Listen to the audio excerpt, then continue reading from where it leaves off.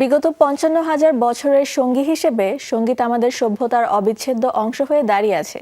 সঙ্গীত মানসিক প্রশান্তির সাথে সাথে আধুনিক সময়ে এটি তৈরি করেছে একটি পেশাগত ও সৃষ্টিশীল বাণিজ্যিক দিক। আর তাই সঙ্গীত বা গানের ধারায় রয়েছে স্বতন্ত্র বোধ, যা যে কোনো শিল্পীর পরিচয় বহন করে। কিন্তু তা সত্ত্বেও বিশ্বের বিভিন্ন দেশে বিভিন্ন সঙ্গীত শিল্পীরা করেন গানের কপি। বলিউড সিনেমায় এমন কিছু গান নির্মিত হয়েছে যা পেয়েছে তুমুল জনপ্রিয়তা, হয়েছে ব্যবসা সফল। তেমনি কিছু জনপ্রিয় অথচ কপি করা গান নিয়ে এবারের প্রতিবেদন। হাত পকড় কে बैठा लिया किसी ने जुआ खेलने, अब इसमें बेचारे वीरू का क्या दोष। 1975 সালের 15 আগস্ট অখ্যাত এক ছোট্ট গ্রাম রামগড় বদলে দিয়েছিল বলিউডের ইতিহাস। ঠাকুরের ডাকে জয় আর বীরু নামের দুই তরুণের ডাকাত ধরার সেই গল্প ক্রমেই হয়ে ওঠে হিন্দি সিনেমার সবচেয়ে প্রভাব বিস্তারকারী সিনেমার একটি।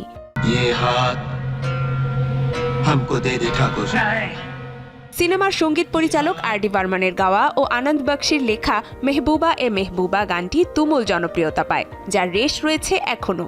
গানটি আর.ডি. বর্মন বিখ্যাত মিশরীয় গায়ক ডেমিস রুসোসের গাওয়া সে ইউ লাভ মি গান থেকে অনুপ্রাণিত হয়েই করেছিলেন। ডেমিস রুসোস 1974 সালে গানটি প্রকাশ করেন ও ব্যাপক জনপ্রিয়তা পায়।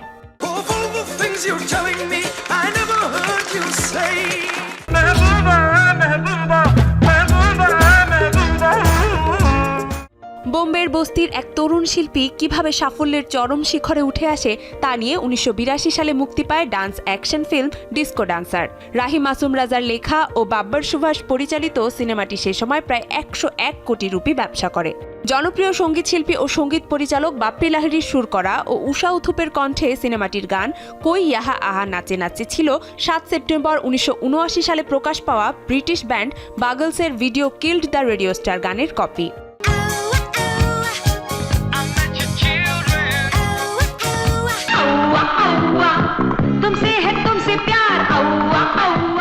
28 নভেম্বর 1997 সাল গোর্ধন তানওয়ানির প্রযোজনায় ইন্দ্র কুমারের পরিচালনায় মুক্তি পায় বলিউডের আরেক তুমুল জনপ্রিয় ও ব্যবসা সফল সিনেমা ইশক।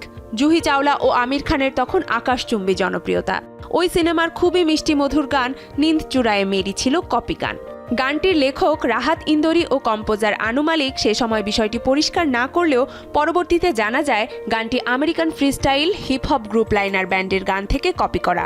1990 সালে প্রকাশিত তাদের প্রথম অ্যালবাম লাইনারে সেন্ডিং অল মাই লাভ গানটি থেকে কপি করে তৈরি করা হয়েছে নিন্দ চুরায়ে মেরি গানটি।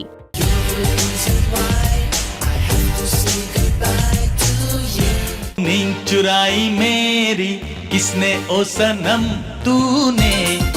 1990 সালে বলিউড বক্স অফিসে হইচই ফেলে দিয়েছিল গুলশান কুমার ও মুকেশ ভাট প্রযোজিত মহেশ ভাট পরিচালিত চলচ্চিত্র আশিকি। গল্প, চিত্রনাট্য আর সিনেমার গান এই চলচ্চিত্রকে নিয়ে গেছে জনপ্রিয়তার শীর্ষে। বিশেষ করে সিনেমার গানগুলো এখনও দর্শক শ্রোতাদের মধ্যে সমান জনপ্রিয়। অনেকেই বলেন এই সিনেমায় প্লেব্যাক করেই কুমার শানু ও নাদিম শ্রাবণের ক্যারিয়ার প্রতিষ্ঠিত হয়। এমনকি প্ল্যানেট বলিউড এই চলচ্চিত্রের মিউজিক অ্যালবামকে 100 সেরা বলিউড সাউন্ড ট্র্যাকের মধ্যে 4 নম্বরে স্থান দিয়েছে।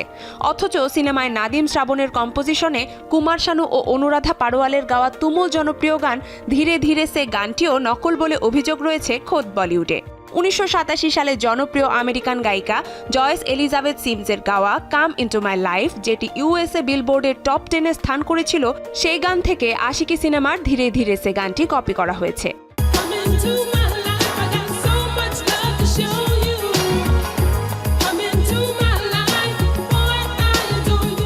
धीरे धीरे से मेरी जिंदगी में आना, धीरे धीरे से दिल को चुराना। শুধু কি 90 দশক? 2006 সালেও বলিউডে রচিত হয়েছে নকল গান। সে সময় নভেম্বর মাসের 10 তারিখে মুক্তি পায় রাজু ফারুকি প্রযোজিত, সঙ্গীতা শিবা পরিচালিত আপনা সাপনা মানি মানি সিনেমাটি। প্রীতমের সঙ্গীত পরিচালনায় সিনেমাটিতে দেখা যো তুঝে ইয়ার শিরোনামের গানে কণ্ঠ দেন জনপ্রিয় সঙ্গীত শিল্পী মিকা সিং, যেটি পরবর্তীতে খুবই জনপ্রিয়তা পায়। পরবর্তীতে জানা যায় গানটি 1991 সালে গঠিত কুয়েতি পপ ব্যান্ড মায়ামির সেলোহা সেলা গান থেকে কপি করা হয়েছে।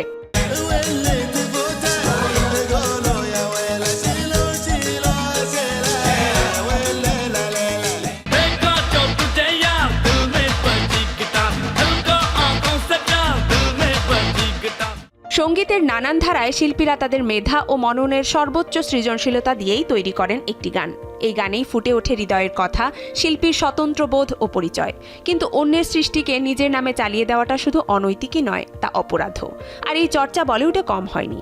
আধুনিক প্রযুক্তি ও মানসিক উৎকর্ষতায় যদিও তা কমে আসছে প্রতিদিন। নিজ সঙ্গীতেই তৈরি হোক একজন শিল্পীর পরিচয়, এমনটা ভাবছেন তরুণ প্রজন্মের শিল্পীরা।